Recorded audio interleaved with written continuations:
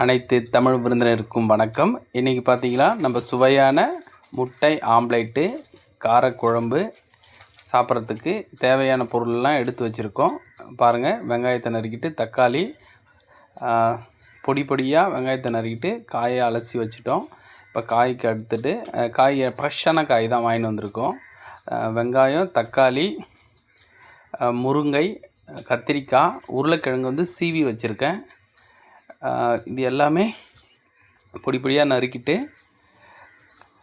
இது எல்லா வேலையும் ரெடி பண்ணிவிட்டு தான் நம்ம சமையல் கட்டுக்கு போகணும். அது எண்ணெய் இப்போ ஊற்றியாச்சு. எண்ணெய் ஊற்றி கடுகு போட்டிருக்கோம். கடுகு போட்டுட்டு கடுகு கொஞ்சம் காஞ்சதுமே நம்ம கருவேப்பிலை ஆட் பண்ணியிருக்கோம் வாசனைக்காக. கருவேப்பிலை அவ்வளோ உடம்புக்கு நல்லது. அதனால் கருவேப்பிலை போட்டிருக்கோம்.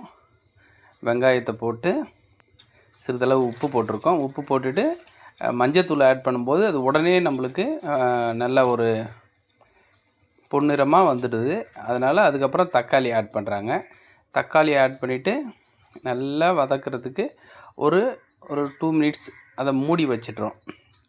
மூடி வச்சுட்டு திரும்ப அது வதங்கிடுச்சு. காய்கறி இப்போ போடுறோம். காய்கறியை நல்லா அலசிட்டு போட்டிருக்கோம். காய்கறி போட்டது காய்கறியை நல்லா வதக்கிட்டு அதுவும் கொஞ்சம் லைட்டாக தண்ணி ஊற்றிட்டு கொஞ்சம் நேரம் விட்டுடுவோம். தண்ணி விடும்போது அது நல்லா நம்ம அப்படியே விட்டால் ட்ரை ஆகி கருகிடும். இப்போ பக்கத்துலேயே பார்த்தீங்கன்னா முட்டை அவிச்சின்னு இருக்கோம்.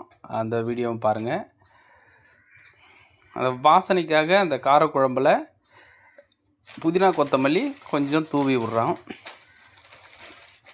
இது மிளகாய் தூள் போடுறோம் பாருங்கள். மிளகாய்த்தூள் சுவையான எல்லாமே ரெடி ஆகின்னு இருக்குது. அந்த வீடியோவை பாருங்கள். பக்கத்தில் ரைஸ் வச்சுருக்கோம்.